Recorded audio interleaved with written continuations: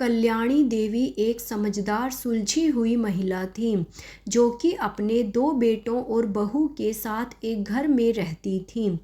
उनके पति को गुजरे 6-7 वर्ष हो चुके थे और अब उनकी भी उम्र ढलान की ओर जा रही थी।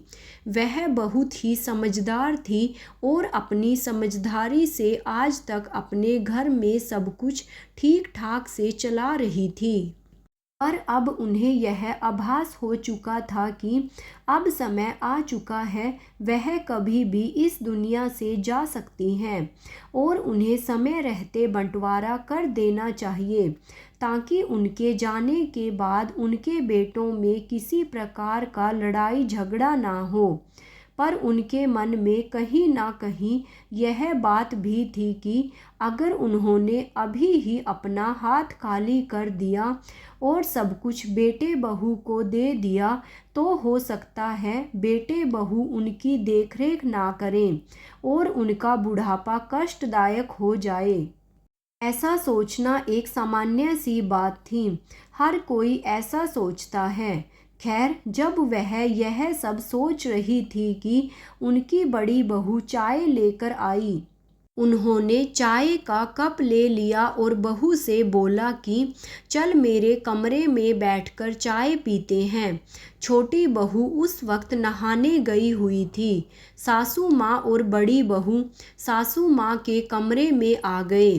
सासू माँ ने अपनी अलमारी खोली और बड़ी बहू को अपने झुमके दिए और बोला कि यह झुमके तू रख ले। छोटी बहू को मत बताना क्योंकि मैं यह तुझे ही देना चाहती हूँ। तू मेरी बहुत सेवा करती है। बड़ी बहू झुमके पाकर बहुत खुश हो गई और सोचा कि सासू माँ उसे ज़्यादा प्यार करती है और उसने चुपचाप से झुमके रख लिए। दोपहर के वक्त जब बड़ी बहू अपने बच्चों को लेने स्कूल गई थी तो सासू माँ ने छोटी बहू को अपने कमरे में बुलाया और उसे भी झुमके दिए और बोला यह झुमके तू रख ले, अभी बड़ी बहू घर में नहीं है और यह मैं तुझे देना चाहती हूँ। वह जानेगी तो कलह मचाएगी, इसलिए चुपचाप तू इसे रख ले। छोटी बहू भी बहुत खुश हुई कि सासू माँ मुझे ज़्यादा प्यार करती है। अब दोनों बहुओं ने सासू माँ की कुछ ज़्यादा ही सेवा करनी शुरू कर दी थी। कुछ दिन ऐसे ही बीत गए। उसके बाद सासू माँ ने मौका पाकर एक दिन फिर छोटी बहू को बुलाया और एक हार देकर बोली, यह हार तू चुपचाप रख ले क्योंकि यह मैं तुझे ही देना चाहती हूँ और बड़ी बहू को मत बताना। छोटी बहू तो मानो हवा में उड़ने लगी और उसने सोचा कि वाह, सासू माँ तो मुझे कितना प्यार करती हैं।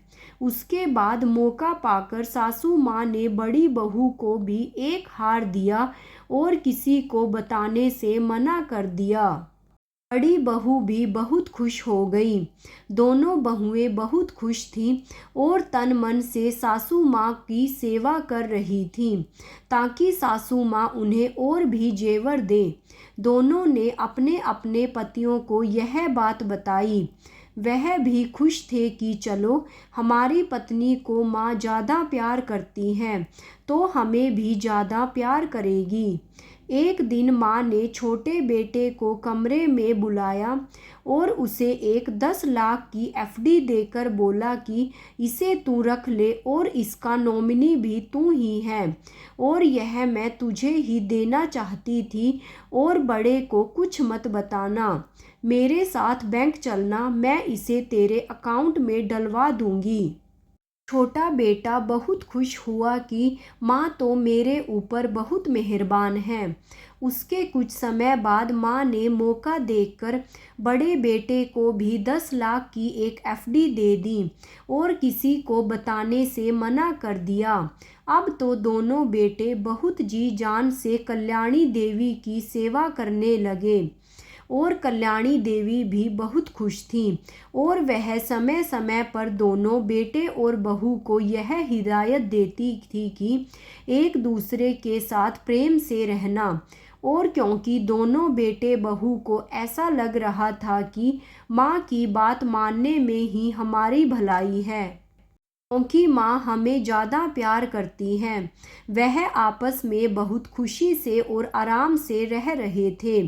समय समय पर कल्याणी देवी दोनों बहुओं को एक एक जेवर दे देती थी और दोनों बेटों को कुछ पैसे दे देती थी और एक दूसरे को बताने से मना करती थी।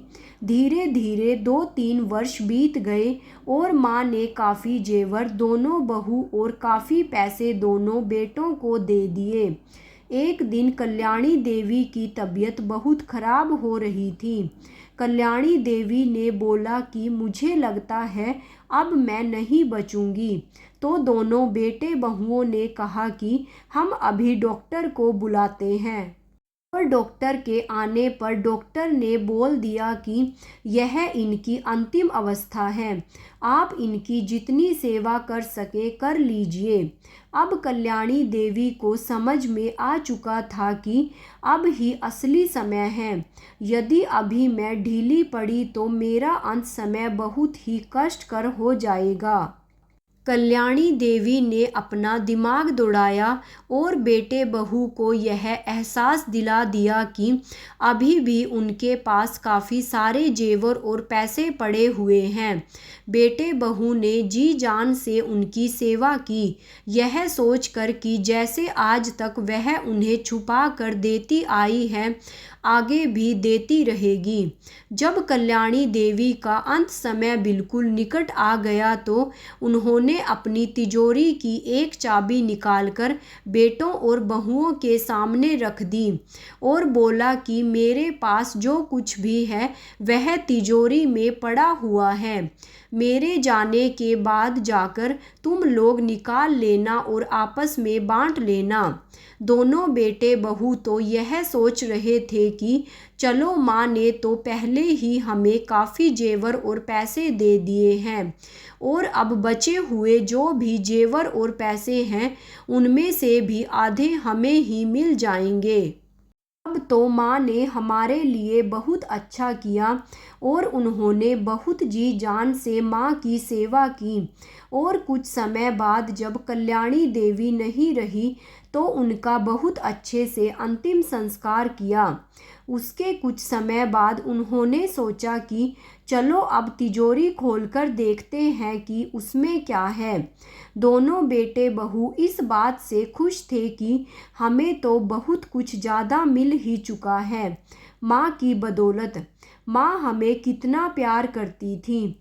जब बेटे बहुओं ने तिजोरी खोली तो तिजोरी पूरी तरह से खाली थी, बस उसमें 2 मकान के पेपर थे। एक वह मकान जिसमें यह लोग रहते थे और एक मकान जो कि बिल्कुल इसी के बराबर इसी मकान के जैसा बगल में था, जिसे कि किराए पर दिया गया था और जिसका किराया कल्याणी देवी लेती थी। साथ में एक पत्र भी था। पत्र खोलकर बेटों ने पढ़ना शुरू किया।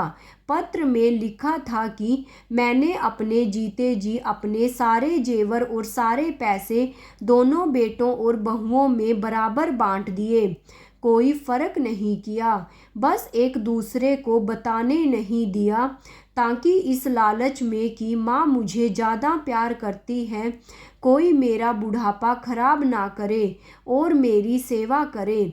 मेरा यह उपाय कारगर भी साबित हुआ। अंत समय तक बेटे बहुओं ने मेरी बहुत सेवा की।